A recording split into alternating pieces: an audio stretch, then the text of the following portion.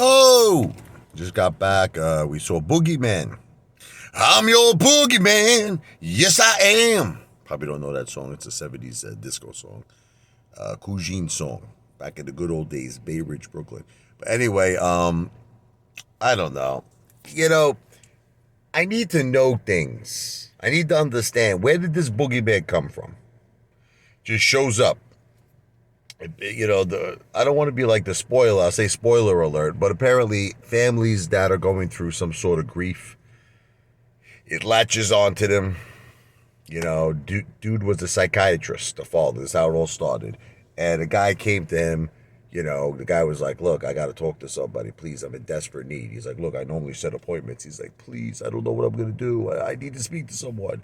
So he basically tells the psychiatrist, who was the father of these two beautiful girls, we'll talk about that in a second, their mother just died. Very sad. Very sad. But he was telling them, look, my two kids died. And the psychiatrist was like, oh my God, like, who says that, right? He's like, everyone think that I did it. Everyone thinks I was guilty, but it wasn't me. And then he shows the psychiatrist a picture of the boogeyman that one of his kids drew. So automatically, the psychiatrist thinks this guy's a psychopath. He says, can you excuse me, please? I got to use the restroom. He's going to call the police. This guy winds up getting up. Now, the psychiatrist had his office in his house. So the guy's in his house, this guy. Goes upstairs, his older daughter is upstairs, and basically kills himself. Now, I don't know. I guess the point of the movie was that somehow the boogeyman, which was tormenting this guy who killed himself and his children and killed his children, terrible, terrible way too, for what they were saying. A little girl, he broke his neck, he grabbed her, pulls him in the closet. It's terrible. Very, very frightening movie. but the thing is, somehow this boogeyman latched himself on to now the psychiatrist and his family. It kind of reminded me of that movie Smile. Remember how she was the doctor, she was the psychiatrist, and the girl who was being tormented by that friggin' entity that smiles and kills you? Well, that somehow the entity latched itself onto that doctor. So I see that a lot in a lot of horror movies.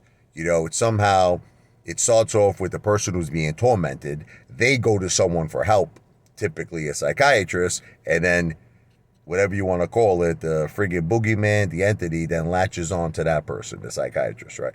So that's exactly what happened here. And really, it didn't give us any clue or any hint. What is this boogeyman? Where did it come from? Where's the origin? Nothing. Just basically showed up in the closet, tormented the little girl at first, then tormented the older girl. And obviously the older girl, the daughter, who was just, she's just lost a mother, the poor girl. She was being bullies in school were bothering her. That was sick. Kids could be so cruel in school. She was wearing the mother's dress, and she had like an ice cream, and some kid pushed her. The ice cream went on the mother's dress. It's just right where the mother passed away. I have to show some respect. She winded up slapping that girl later. That made me, that was like, yeah, that got me happy. But anyway, I don't want to give away too much of the movie. Let's just say that the older daughter went to the previous family that was being tormented. Apparently the mother of that family was still alive. I'm not talking about the psychiatrist.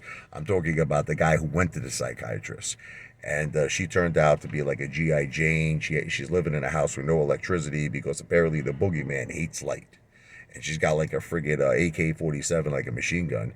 But it's like, I figured out right from the beginning. I was telling my wife, I'm like, look, if it was me, I'd get a friggin' flamethrower. I'd say, with gasoline. And I'd friggin' torch this mother friggin' boogeyman up. Because, like, you're not gonna beat it with a friggin' gun. This is some supernatural friggin' thing. We're gonna shoot it, then the other girl grab the hockey stick. Yeah, hockey stick's gonna do real good. You know what I mean? It don't like the light. That's the key. But you can't use things that are electronic because for some reason it has this power, right? That it can wipe out anything electronic. So that's why candles are good. But even the candles, it seems somehow like, I don't know, will make the friggin', I don't know, like if, there's pipes, will make the pipe explode or get water somehow. It's smart, this friggin' boogeyman, right? But flamethrower is the answer. And it so happens, I don't want to go too far.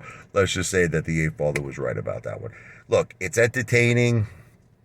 I liked it. I just would have liked a little bit more to know where this boogeyman came from. How did it start? There was a boogeyman before in the past. What year was it, Jen? It was in the 90s? I think it was like late 90s, early Yeah. 2000s. But that one had a little bit of a story to it. There was like a little bit, I remember. And there was another movie called Thing, right? Remember Thing? Kind of like a similar vibe. Where it's like a boogeyman type. But once again, there was a story and it showed where this thing lived. I remember Thing. Remember there was like that, like you could cross over into its world. You know what I mean? So this movie, there was no storyline. You have no idea where this boogeyman came from. You have no idea why it's tormenting. Like at least in the movie Smile, there was some kind of a story. You know what I mean? Like you gotta have a story. It's just this freaking thing. Why is it tormenting this one particular family? Why not every family? You know what I mean? It doesn't make any sense. And it's like, where did it come from? You know what I mean? Anyway, other than that, it was entertaining. It's a good, night out. Wasn't that scary? I think you could bring the kids. I don't know. I mean, listen, some parents are really strict with horror films. You know what I mean? I remember a buddy of mine, and this guy was a tough guy too. That's the funny thing about this guy. Good friend of mine in Brooklyn.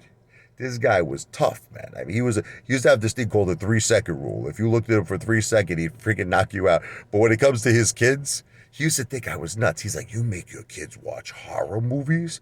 I'm like, "So what? You know what I mean? It's entertainment." He goes, "You're crazy." I go, "I think you're crazy." I said, "With the 3 second rule." But anyway, I'm going off to another story now. Whatever. It was entertaining.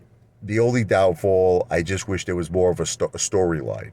Where did this friggin' boogeyman come from? Other than that, it was a good watch. Oh.